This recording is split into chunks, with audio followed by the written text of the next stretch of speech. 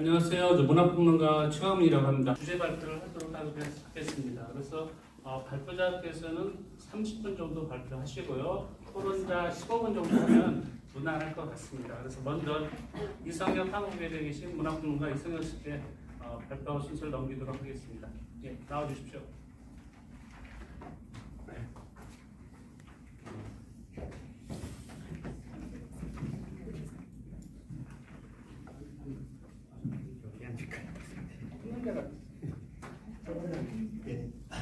네, 안녕하십니까.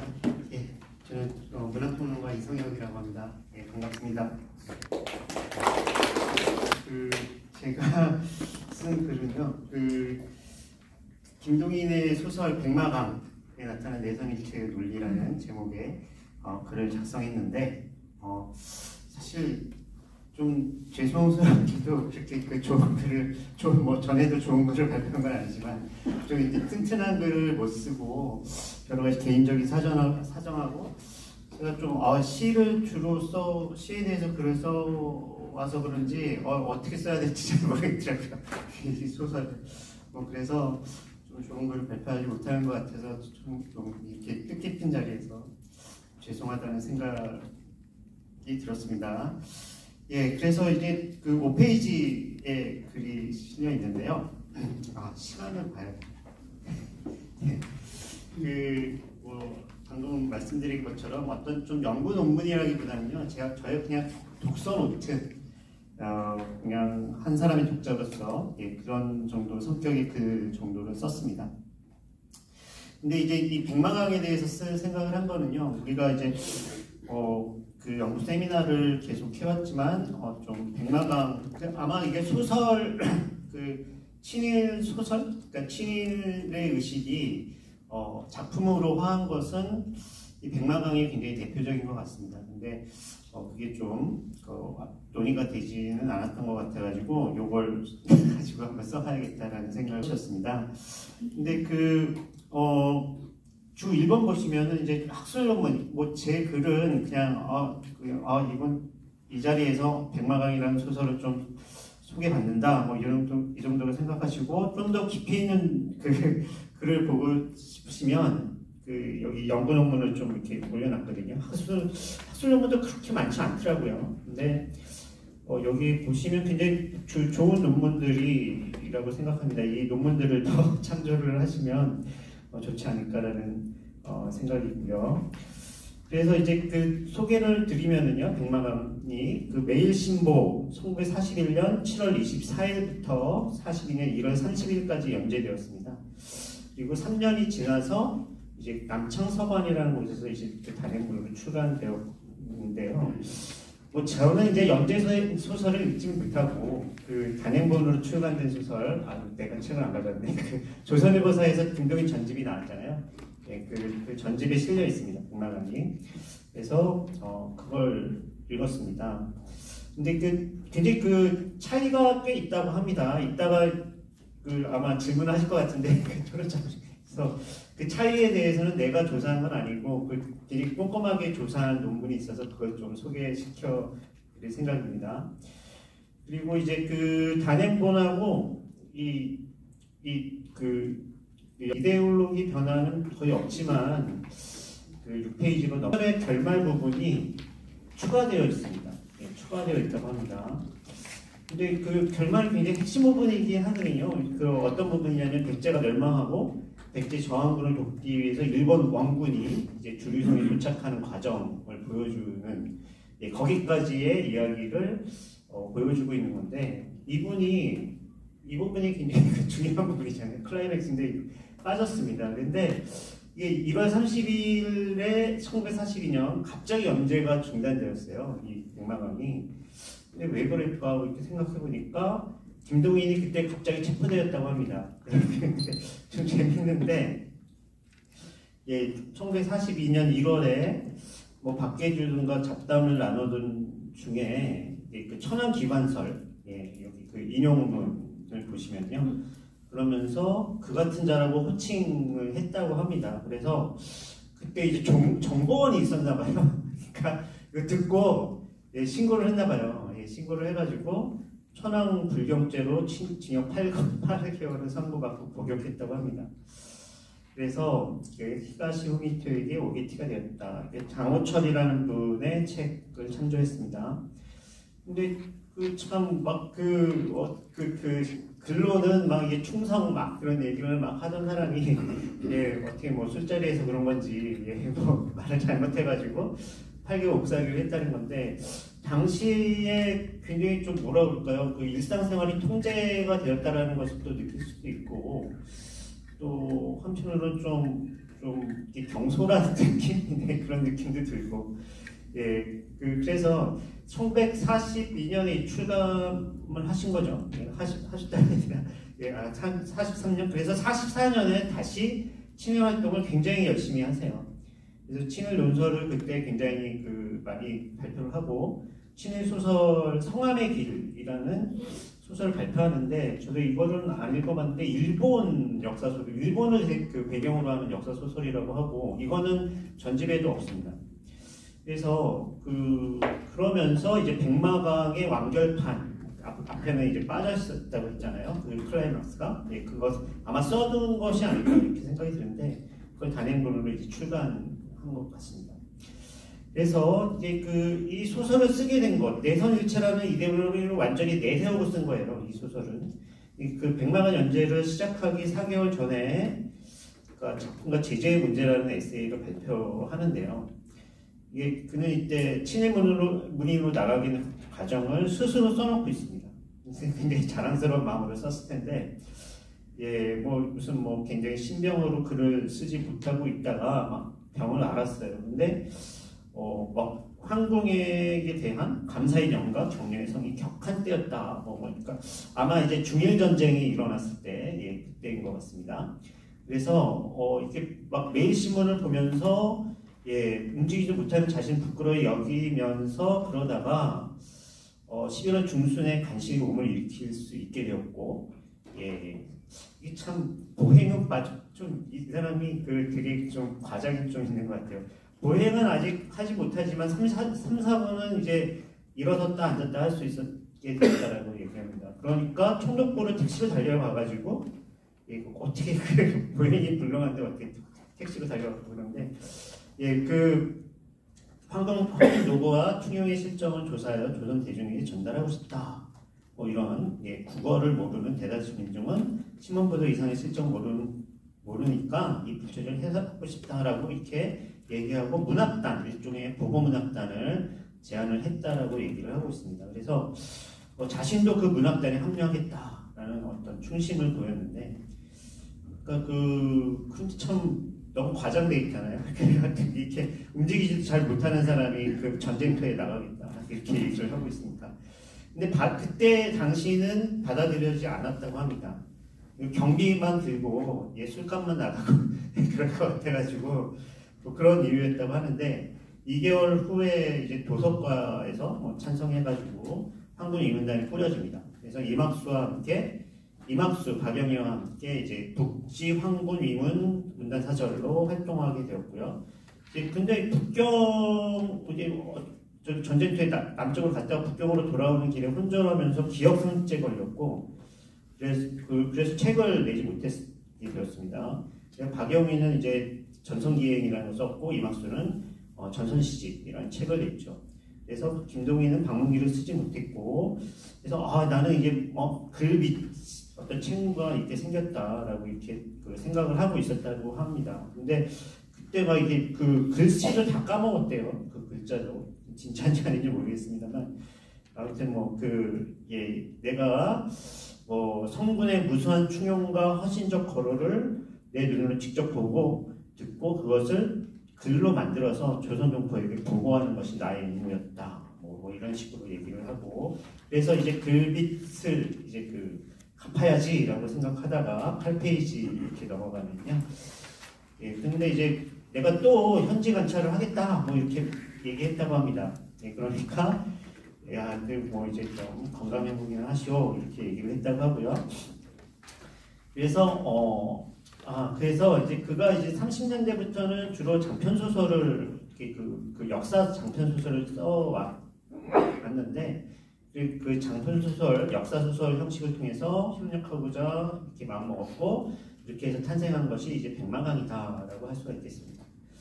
작자의 말, 연재 바로 전에 작자의 말이 실렸는데 뭐 이렇게 써놨습니다. 백제의 문화는 야마도에까지 이르러 오늘의 대일본 제국을 이룬 초석이 되었다.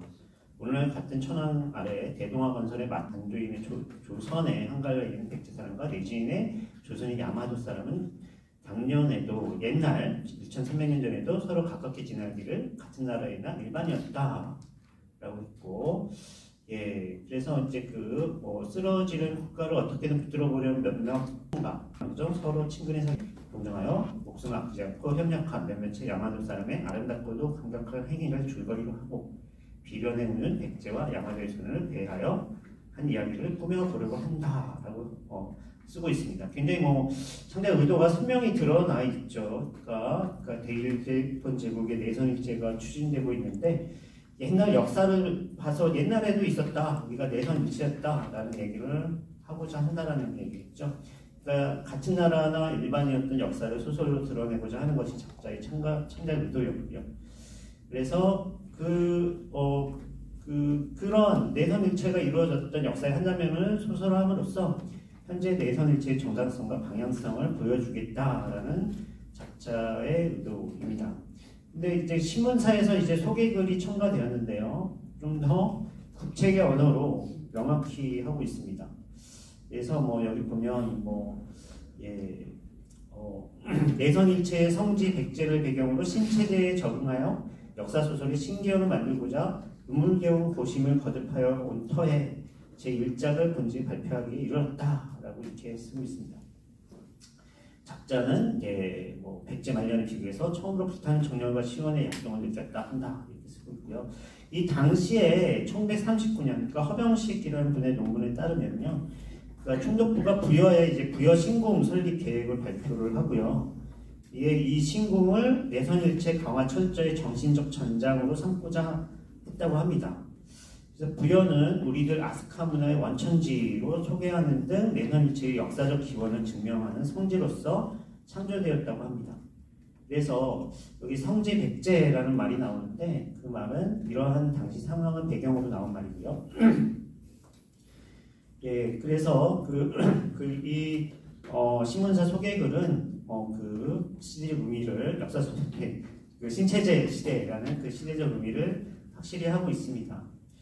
그래서 이제 백마강이 친일 국책에 상응하는 작품이라는 것을 소개글이 증언하고 있다라고 할 수가 있겠고요. 그 신체제의 이데올로기 중에서 핵심은 부여를 상징적으로 내세우면서 설파되기 시작한 내선일체론이마 백마강은 이 부여에서 이루어졌던 아름다운 내선일체의 장면을 보여줌으로써 조선인의 마음에 내선일체 이데올로기를 깊이 뿌리박겠다는 문학적 시도의 산물이다 라고 할 수 있겠습니다. 그런데 이 내선일체 논리는 어떻게 드러나고 있는가라고 보면요, 그러니까 사실 소설은 읽어보시면 그렇게 뚜렷하게 이렇게 막 많이 등장하지 않습니다. 내선일체 되게 통섭적인 좀 그런 역사 소설이라고 할 수 있겠는데요. 그러니까 이제 아마 이제 백제와 일본 청년들의 우정이 나오고요. 소설의 결말에 이제 일본 원군이 도착하는 그런 장면이 나오고 인물의 대화 등에서 이렇게 드러나고 있고요. 근데 소설 전반은 좀 뭐랄까 백제 궁정에서 일어나는 어떤 음모 이런 거 있잖아요. 이런 것이라든가 삼각관계, 이런 것이 사실 주된 그 사건 플롯이라고 할 수가 있겠는데, 여하튼 일단 줄거리를 보시면요, 이거를 읽지 않겠습니다. 그냥 쭉 읽어보시면. 아무튼, 그 80페이지로 넘겠습니다. 그래서, 여기 줄거리 내에서, 줄거리, 그냥 넘어갈게요. 여기 보면 또 다른 어떤 에피소드, 다양한 사건들이 이렇게 같이 엮여가지고 전개가 되고 있는데요. 그러니까 되게 통속적 흥미를 살리기 위한 에피소드들이라고 할 수 있겠고요. 그러니까 이제 이런 에피소드들은 내선일체 논리와는 직접적인 관계는 없지만, 그러니까 어떤 통속 소설적인 어떤 그런 의미라고 할 수가 있겠습니다. 하지만 주인공들이라고 할 수 있는 청년들이 있는데요. 그 백제인 직기라는 청년이 있고 소가 일본인이에요. 백제인 소가 일본인이고 백제인 북미수 직기의 동생입니다. 그리고 역시 일본인인 오리메라는 여성이 이제 지금 백제에 와 있어요. 그래서 이 사람들의 우정을 통해서 내선일체라는 주제가 드러난다고 할 수 있겠는데요. 흥미로운 것은 북미수가 소가를 연모하면서도 오리메 역시 소가를 연모한다는 사실을 알고 자신을 탐하던 백제 왕자 태와 결혼합니다. 그러니까 어떻게 보면은 소가를 포기하는 거죠. 이 친구를 위해서 어떻게 보면. 근데 나는 이제 소가와 북미수가 이제 연을 맺게 되겠구나 이렇게 책을 읽으면서 그렇게 생각했는데 그게 아니더라고요. 하지만 이를 통해서 북미수와 오리메의 우정이 굉장히 더 깊어지는 그런 모습을 보여주고 있고요. 그런데 김동희는 뭐 이게 보면 백제인을 일본인보다 열등하다든지 뭐 백제를 일본에 종속된 나라로 그리지는 않았습니다. 그러니까 여기 보면 100여 년 전부터 백제 문화가 외국으로 건너왔고 야마도에서 새로 생기는 문화는 외국의 말, 그러니까 언어로는 어떤 것이라 뭐 이제 백제 사람의 말을 그대로 쓰게 되었다. 예, 그래서 크다라 말 그대로 와전된 것이 적지 않았다라고 이렇게 앞부분에 그런 얘기를 하고 있거든요. 그러니까 문화학술개혁학문의 용어는 백제 계통의 말이었고 상려사회에서는 학문을 배우기 위해 백제만을 힘써 배우고 쓰게 했다라는 얘기예요. 이 그 해설자, 이 전집의 해설자 이상경 선생님은 칠일문학을 쓰던 김동인의 최소한 오기로도 볼 수 있으나 실상은 내선일체의 역사적 장애성을 뒷받침하는 소도구일 뿐이라고 꼬집고 있는데요. 저도 이제 동의하는 바고요. 그 당시 이제 백제가 선진문물을 일본에 전달했다라는 뭐 이런 서술은 부여를 성도라고 치켜세우던 일본 당국의 이데올로기와는 배치되지 않았던 것 같습니다. 그리고 조선인을 대상으로 써진 소설이기 때문에 조선인이 좀 자존심을 누르는 식의 내선일체 논리는 역효과를 낼 수 있었겠죠. 그래서 내선일체가 조선인과 일본인이 평등한 존재를 일체로 이루자는 논리가 조선인을 더 설득시킬 수 있었던 것 같습니다. 백제가 일본의 문화 대화를 도와주었고 일본은 백제가 위험에 빠졌을 때 군사적으로 도와주었다는 상호 호혜의 역사를 보여줌으로써 마치 내선일체가 조선인과 오타입니다. 예, 일본인이 조선인과 일본인이 평등하게 합체되는 것이라는 환상을 조선인에게 심어줄 수 있었습니다. 일본 서기에 근거하고 있는 위의 서술, 일본 서기에 이제 이런 내용이 있나 봐요. 그래가지고 그 얼핏 조선의 위상을 높이는 것처럼 보이지만 사실은 내선일체 이데올로기의 환상을 유포하는 효과를 가지고 이 백마강이 일본 서기를 굉장히 많이 참조를 했다고 합니다. 이제 논문을 보면요, 거기 보면 사실 백강이라고 불렀대요. 이게 금강이죠. 그 당시 이제 백제 강이라 해가지고 이제 금강을 이제 백강 또는 백총강이라고 이렇게 불렀는데 또 백마강 이라고 이렇게 불렀던 모양입니다. 일본 서기에는 그렇게 백총강, 백강 이렇게 불렀는데요. 그래서 일본 서기를 많이 참조했다라는 것을 좀 알 수가 있는데, 여튼 이제 그 어떤 바탕은 일본 서기를 바탕으로 하고 있다라고 볼 수가 있겠는데요. 한편 백제가 가지고 있었던 선진적 문화를 뭐 백제는 기백이 부족하다라는 이야기가 나오고 있습니다. 나는 이 크다라라는 크다라가 이제 백제를 일본이 백제를 부르는 이름이었다고 합니다. 마음에 안 든다 그러면서 왜 이 나라 사람에게 기백이 부족하냐, 같은 동명제를 조상으로 한 두 나라 고구려 백제의 기백이 왜 그다지는 다르냐 말이죠. 이 김동희는 또 고구려는 굉장히 또 높이 평가합니다. 이제 자기 고향이기도 하고 그래서 그런지. 그런데 사실 44년에 을지문덕에 관련된 소설을 이제 처음 연재를 하다가 정지당했어요. 정지당해가지고 다시 일본 역사를 대상으로 한 또 소설, 아까 무슨 제목도 까먹었네. 그 소설을 썼는데요. 여하튼 이 나라가 얼마나 위대하고 훌륭한 나라인지, 이 나라를 위대하거나 상업학도사야 비로소 이런 내 나라의 수치라는 걸 알게 아닌가, 뭐 이런 얘기를 하고 있습니다. 그러니까 뭐 백제에 대한 이러한 평가가 조선민족 전체에 대한 결합을 의미한다고 말할 수는 없겠죠. 소가는 고구려 기백을 높이 평가하고 있긴 합니다. 하지만 이 백제의 기백 결합 그리고 자기 나라에 대한 자존감 결합은 야마도를 백제가 따라야 모범으로 돋보이도록 하는 효과가 있고요. 야마도에 있는 자존감과 함께 충의를 지키며 기백도 있는 존재로 등장하는 것입니다. 소가가 그러한 야마도인의 성품을 보여주는 대표적 인물이고요. 소설의 후반부에서 백제가 나당 연합군에게 위험에 빠졌을 때 그는 자신의 몸을 던지고 던지는 모습을 선명하게 보여줍니다. 그러니까 기백과 애국심 모두를 보여주는 이 야마도인은 백제인가 그러니까 1140년 조선인이 따라야 할 모범이 되겠죠. 위기에 빠진 백제를 도와 나당 연합군의 포위망을 뚫기 위해 소가처럼 자신의 몸을 바친 외국인에 대해 지키는 되게 고마움을 느낍니다. 보시면 그냥 넘어가겠습니다. 되게 고맙다 그런 내용이고요. 12페이지 넘어가면요. 그래서 그 외국인의 성품은 백제인이 따라야 전범이고요. 외국인은 자신의 몸을 내줘 백제를 도와주고 있으니 되게 고마운 존재죠. 사실 그 일본의 조선 식민 통치가 자칭 보호구에서 출발을 했던 것이죠. 마치 소가 외국인들이 당나라 군대와 싸우며 백제를 돕는 것처럼 조선은 중국과 러시아 등의 강대국으로부터 보호하겠다면서 일본은 조선의 주권을 강탈하기 시작했죠. 이를 볼 때 소가 등의 외국인이 당군의 포위망을 뚫고 나가는 후방 장면은 구한말에 이루어진 식민화에 대한 미화의 논리를 품고 있다고 할 수 있습니다. 조선의 식민화는 강대국들로부터 조선을 지켜준 고마운 일이라는 어떤 논리가 있습니다.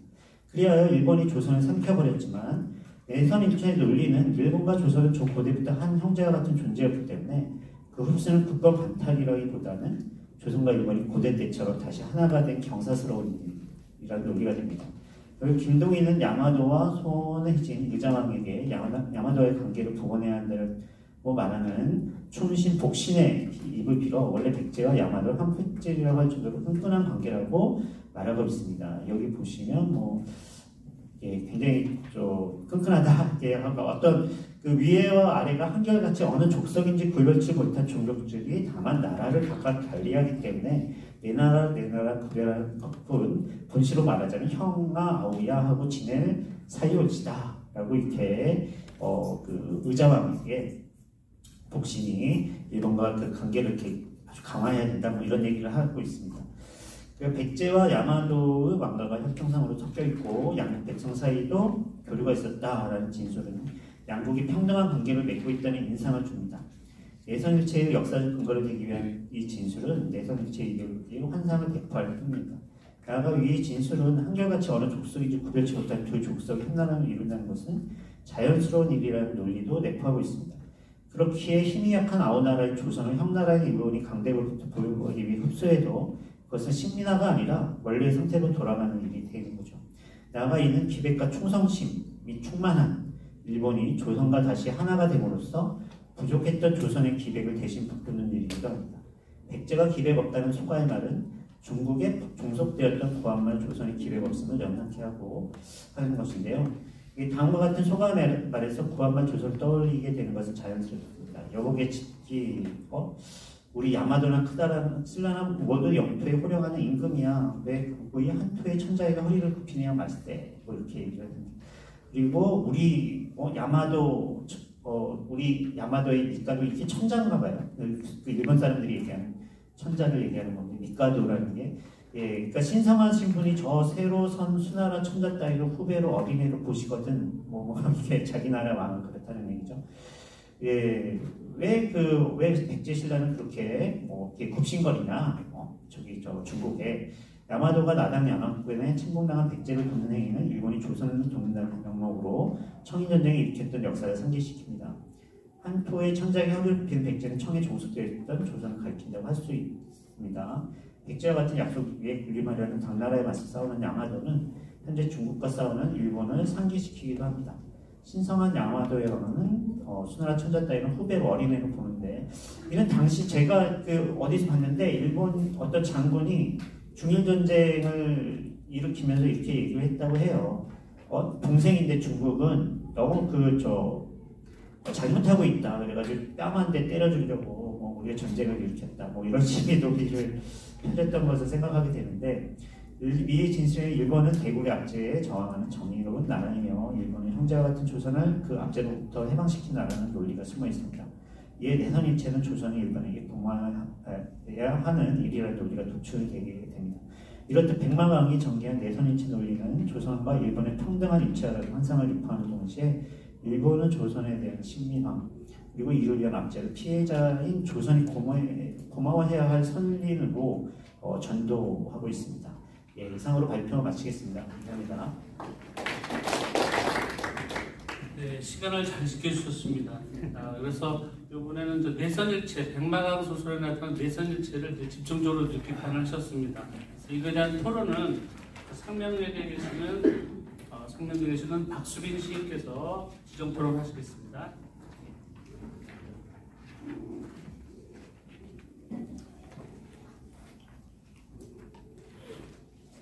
안녕하세요. 소개받은 박수빈입니다. 이성영 선생님의 발표 잘 들었습니다. 선생님은 김동인의 친일소설 백마강을 내선일체의 관점에서 다루고 있습니다. 내선일체는 일본이 조선을 식민 통치하기 위해서 내놓은 민족 말살 정책입니다. 내선일체를 통해서 문인들을 두고도 친일을 강요하던 시대였는데요. 그러나 대응의 방법은 각각 달랐습니다. 현진건의 경우는 일제와 타협을 거부한 대가로 가난에 찌들면서도 지조를 지켰고요. 황순호는 일본을 찬양하는 글을 쓰느니 붓을 꺾으면서 잔행을 했습니다. 이효석은 친일 행위를 부끄러워하는 말을 했고 반성을 했었고요. 그 다음 채만식은 친일 행각을 하고 나서 나중에 뉘우치면서 그 민족의 재림이라는 소설을 쓴 것으로 압니다. 반면 김동인은 본격적으로 친일을 자행했고 말년에도 모양새가 좋지 않았습니다. 김동인은 임종국이 나중에 평안글에서요. 조선의 역사 소설은 마침내 김동인에 의해서 조선 역사를 버리고 일본 역사에서 취재한다라는 그런 넌센스라는 표현을 에서도 알 수 있습니다. 실제로 이렇게 완결된 대표적인 작품이 지금 이성혁 선생님께서 발표하신 백마강입니다. 이 소설을 쓴 이유를 내선일체의 성지 백제를 배경으로 신체제에 즉응하여 역사소설의 신기원을 만들고자 함이라고 밝히고 있습니다. 백제 멸망 이후에 일본군이 백제 부흥군을 보냈다며 급기야 이 소설을 통해서 부여에다 신사를 만들자고 했습니다. 1948년 3월부터 1949년 8월까지 신천지의 산문, 문단 30년의 자취 등을 발표하면서 자신이 일제강점기에 저질렀던 친일 행동을 반성하기는커녕 그냥 변명하는 글을 썼습니다. 일제 말기의 친일 행위는 민족 해방을 위한 결단이자 고육책이었고 조선어와 조선 소설을 지키기 위한 체제 내적 저항 행위라고 합리화를 하고 있습니다. 이와 같은 김동인의 행적을 보면서 저는 이성혁 선생님의 발표 취지에 깊이 공감합니다. 그래서 선생님의 글에서 도입부에 그대로 쓰셨듯이 그동안 백마강에 대해 본격적인 논의가 없었거든요. 그래서 저도 그래서 선생님 발표문을 들으면서 집중적으로 논의되기를 기대했습니다. 백마강의 본격적인 논의를 위해서 매일신보에 연재되었던 지면과 나중에 단행본으로 묶여나온 판본을 비교 분석하고 그 단행본에 추가된 13장과 14장이 어떤 면에서 핵심이 되는지를 그 소설의 지문이라든가 대사라든가 인물 묘사의 특징이라든가 이런 것들을 조목조목 분석해 주셨으면 더 좋았겠다라는 생각을 합니다. 개작하기 이전과 이후의 사례를 들어 어떤 소설적인 전략이 숨어 있었으며 그 효과는 무엇인지 구체적으로 궁금해서 제가 더 듣고 싶습니다. 이성혁 선생님께. 그리고 그러면은 저와 이 모임에 오신 여러분들도 그 이해를 더 많이 돕고 도울 수 있을 것 같아 추가로 말씀해 주시기를 부탁드립니다. 예.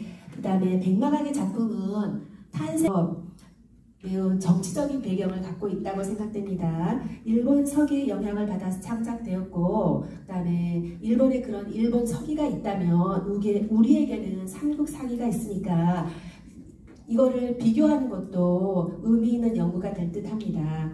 백마강은 일본과 친밀한 관계에 있었던 백제사, 그 중에서도 일본과 공동 운명체적 관계에 있었던 백제의 마지막 왕조를 다루고 있다는 점에서 내선일체 지향은 친일 역사 소설이 분명합니다.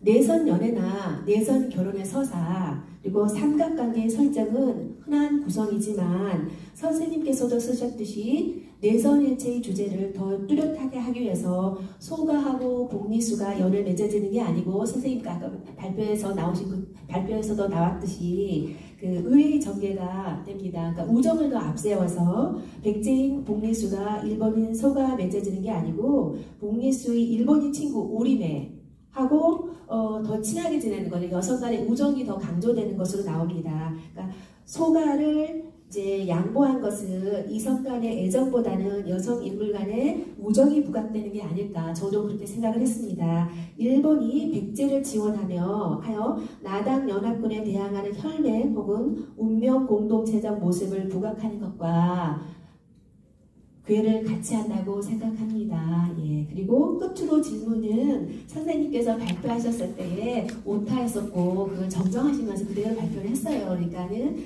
그 끝질문을 안 해도 제가 될 거라고 생각을 합니다. 예, 좋은 답변을 기다리겠습니다, 선생님. 예, 감사합니다. 네, 감사합니다. 제 좋지 않은 글을 또 이렇게 열심히 읽어주시고 또 토론문까지 만들어주셔서 정말 감사합니다. 제가 이제 그 질문 중에서 이제 계장 문제가 지금 그 질문의 핵심인 것 같습니다. 그 인물 간의 우정이 부각되는 것은 저도 그렇게 생각합니다. 예, 그러니까 결혼시키는 것보다 우정의 사이를 만드는 거. 그러니까 그 남자 주인공도 이제 일본인 남자와 그 소가라는 애가 좀 중심인물인데, 그러니까 그 우정을 굉장히 중시하고요. 그 여자들 그 결혼시키는 거는 뭔가 좀 꺼림칙한데 저도 그 의도는 잘 모르겠는데 아무튼 네, 우정을 더 그 부각시킨 것 같고요. 그 삼국사기와 일본서기가 이게 많이 또 사실 그 페이지 그 5페이지에 제가 주석에 달았던 연구 중에서 선생님과 동명이인이 난 선생님 아닌가? 뭐 이런 생각을 했었는데 박수빈의 소설이 박수빈의 김종인 100마간 연구라는 그런 그 논문이 있거든요. 동명이인이었습니다. 근데 개장 및 일본 서기와의 관련성을 중심으로가 굉장히 그 논문을 읽어보시라고 이렇게밖에 얘기를 드리는데 지금 선생님께서 딱 그 질문하신 내용을 이 논문이 다 이렇게 써주고 좋은 논문이더라고요. 그래가지고 잠깐 뭐 말씀을 드리면 근데 이렇게 삼국사기하고 일본서기는 저도 찾아봤습니다. 그 해당 부분을 이제 비교해 봤거든요.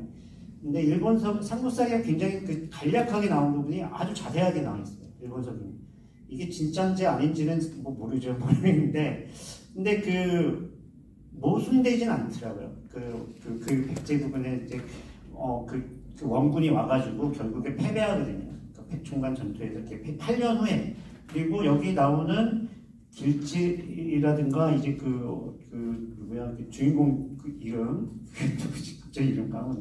아무튼 그 충성스러운 사람으로 나오는 그 사람 이름이 있는데 그 사람들도 실존 인물입니다. 예, 그 기록에 다 나와 있고요. 와가지고 이제 그 어떻게 보면 일본과 백제 연합군이 만들어가지고 나당 연합군에 당나라와 이렇게 또 이제 붙게 되는데 뭐랄까 백제 부흥군이라니까 백제 부흥군의 그 대장이 바로 이제 여기 주인공의 아버지인 갑자기 주인공입니까? 복신. 예, 복신. 이미 실제 여기 길지라든가 뭐 이런 사람들도 성충도 개복 캐릭터 실제 인물들이 그 직기라는 양반도 아들이죠. 그 복신의 아들인 직기도 그 일본 서기에 이렇게 나와 있습니다. 그 이름이. 그래가지고 실존 인물들을 가지고 썼다고 할 수가 있겠는데요. 그 당시에 그 관계가 상당히 좀 끈끈했던 것 같습니다. 그래가지고 일본이 어떤 부여에다가 막 이게 또 그 신궁을 만들고 이런 또 논리가 있었던 거겠죠. 일본 서기를 바탕으로. 근데 그런 관계가 삼국사기에는 그렇게 자세하지 않은데 일본 서기는 굉장히 자세하게 나와 있긴 하더라고요. 그리고 이게 그 개작은 일단 13장, 14장은 추가가 된 겁니다. 단행본에. 그러니까 제작된 게 아니라, 그러니까 아까 말씀드렸듯이 매일신보의 연재가 갑자기 중단됐어요. 12장까지. 아마 끌려가가지고 그렇게 된 것 같은데, 이제 단행본 낼 때에는 13장, 14장이 추가됐고, 근데 그 이전에 이제 좀 변한 부분이 있습니다. 그 이전 매일신보 12장까지 그 내용과 그 단행본 변한 부분이 있는데, 이 논문 박수빈 아까 말씀드린 박수빈 선생님 논문을 보면은 제가 매일신보 그 소설을 안 읽었기 때문에, 근데 이게 어떤 부분이 바뀌었냐면 이게 그 백제 의자망이 굉장히 좀 그런 장면이 있습니다. 그 신문에는 약간 좀 너무 노골적인 어떤 그런 장면, 예, 좀 성적으로, 예, 막 옷을 벗기고 막 뭐 이런 장면, 그런 문장들인데 이걸 좀 이렇게 삭제를 했다고 하더라고요. 그리고 북리수의 약혼자가 개백 성충의 아들이었어요. 사골이라는 사골이 약혼자가 있었습니다. 그 약혼자 에피소드는 사골이 일찍 죽어요. 어떻게 무슨 뭐 병에 걸려가지고. 그래가지고 그러면서 그 소가와 그 복리수가 굉장히 끈끈하게 이제 막 이렇게 위로를 해주고 뭐 그러다가 이게 그 애정을 느끼게 되거든요. 그런 부분을 이제 다 뺐는데 왜 뺐는지 모르겠는데요. 사골이 필요 없다라고 생각을 하는 건지. 그리고 또 하나 부분은 그 뺀 부분이 있는데 또 하나 예, 아까 갑자기 왜 이렇게 자꾸만 생각이 안 나죠? 복신인가요? 예, 복신. 예, 복신이 이제 그 부인이 죽고 이제 그 머리를 깎고 중이 됩니다. 중이 돼가지고 이렇게 떠돌아다니다가 뭐 이상한 어떤 그 무슨 도사 같은 사람과 만나가지고 뭐 그런 이야기가 있어요. 그런 이야기도 다 뺐다고 합니다. 그런지는 잘 모르겠는데 예, 그렇게 예, 이야기가 되고 있네요. 네, 이 정도로 말씀드리도록 하겠습니다. 네. 예, 보통 이제 신문에 연재하다 보면은 뭐 시간에 쫓기다 보거나 여러 가지 이유 때문에 이제 뭐 쓰고 난 다음에 단행본 낼 때 좀 고치는 게 좀 일반적이지 않습니까? 그런 이유는 없었나요? 그거는 뭐 아무튼 기록이 내가 왜 이걸 뺐나 뭐 이런 거는 없으니까 그냥 추측만 하게 되는데 이게 그 부분이 복신의 그 장면은 좀 막 교사가 나오고 무슨 그리고 호랑이랑 막 말이 싸우는 장면이 있고 막 그런 일종의 야담식의 이야기가 나오나 봐요. 그래서 이거는 좀 소설의 전개상 이런 좀 막 그 허무맹랑한 이야기 같은 건 좀 이상하다 해가지고 뺀 것 같기도 하고, 예, 소설 구성상의 문제 아닙니까? 그다음에 또 제가 또 궁금한 게 있는데요. 뭐 제가 또 하나 물어보는 게, 그다음에 이제 플로에 계신 분한테도 제가 이제 물어보도록 하겠습니다만, 그 조선일보사에서 이게 전집으로 또 나왔지 않습니까? 네. 그렇다면 그 일제 식민지 때 나왔던 단행본하고 토시 하나 안 고치고 그대로 이게 나왔는 것인지 아니면 그때 약간 좀 변화가 있는 건지 그것도 좀 궁금하네요. 그게 편집을 이제 이상경 선생님께서 하신 걸로 아는데 그 해방 이후에 나온 거를 가지고 48년인가 또 단행본으로 나왔거든요. 그걸 가지고 치는 것 같아요. 그래서 또 44년에 나온 그 단행본과의 어떤 대조 작업이라는 게 필요할 수도 있겠습니다. 원전 작업이 필요한 것 같군요. 제 생각에도요. 네. 예, 꼼꼼한 실증적 연구가 꼭 필요할 것 같습니다. 예. 예, 누군가가 좀 해주세요. 여기 앉아 계신 분들 중에서도 뭐 이 토론하고 이제 발표도 하셨는데 이건 대해서 자유롭게 질문하실 분 있으시면 질문해 주시면 감사하겠습니다. 네, 잘 들었습니다.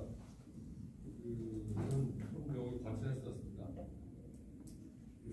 사기하고 일본 서기가 이제 노원의 역사책 있지 않습니까? 일본 서기는 아마 8세기에 지어진 걸 알고 이제 34기 이제 고려시대 때 이제 만들어진 건데, 고려시대 때 상당히 고려의 국력이 우리가 지금 일반적으로 아는 것보다 대단히 박강한 나라였다고 생각하는데, 그 당시에도 분명히 일본하고 이 고려하고 교류가 있었을 거란 말입니다.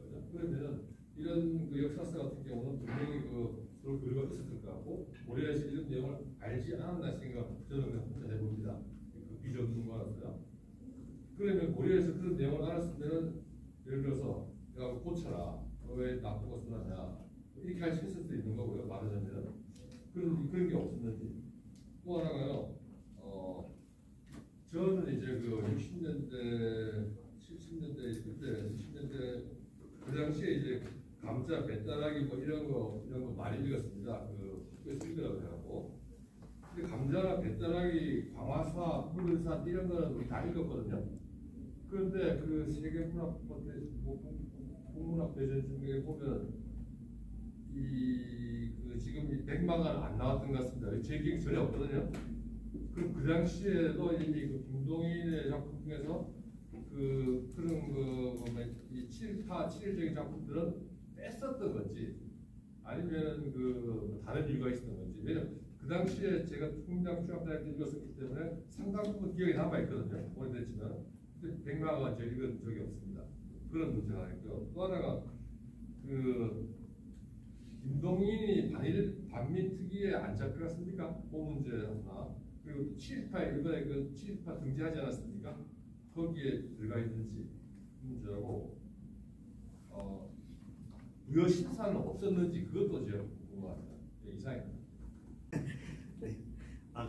사실 일본서기에 대해서 그냥 일본서기는 이 백제에 대해서는 굉장히 어떻게 보면은 일본서기는 이게 조공을 바친 나라들로 막 이렇게 나오거든요. 그러니까 백제 신라가 그런데 백제에 이제 멍군을 보내준 거는 이제 사실인 것 같고. 네. 그런데 고치라는 그거는 잘 모르겠습니다. 저도 전문가 아닙니다. 전문가 아니고. 두 번째 이게 백마강은 분명히 좀 꺼졌겠죠. 이거를 이제 단행본으로 낸 이게 전집에나 있죠. 전집에나 이게 실려 있지. 이게 김동인 선집 해가지고 김동인의 어떤 그 장편 소설 선집이라고 하더라도 이거는 없었죠. 안 집어도 그랬죠. 대선 이런 내용이 있으니까. 친해지 인명사전이 분명히 있습니다. 올라와 있고 그때 부여 신사가 있었다고 합니다. 그러니까 39년 40년이 만들어졌다고 합니다. 반민특위에는 안 나간 걸로 알고 있는데. 이강수는 이렇게 저기 교과서에 실려면 아무래도 단편 소설은 힘들고 단편 소설 위주로 하다 보니까 저도 못 봤습니다. 백마강은 장편 소설은 거의 실릴 수가 없기 때문에 그런 것 같습니다. 그다음에 자랑스러운 소설도 아니다 보니까 교과서에 실리지 못했을 거라고 생각합니다. 학생일 때도 이게 좀 기본 양식이 있어갖고 그런 거는 좀 실으면 찜찜이 아니라 제 생각에 장편은 아예 실을 수가 없으니까. 예. 전집도 제가 전집. 전집이요? 거기에도 저는 전집에는 있습니다. 있습니까? 알겠습니다. 더 질문하실 분 예. 그게 아니고 예. 반민특위에 김동인이가 명단에 안 올라간 건 아닌데요. 아마 제가 추측인데 원인이라서 이왕수가 더 유명했지 않습니까?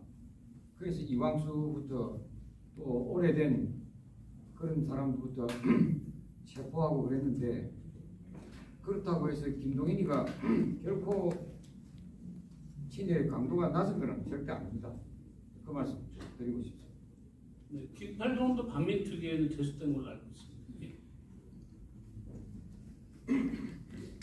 더 질문하실 분 없으신가요?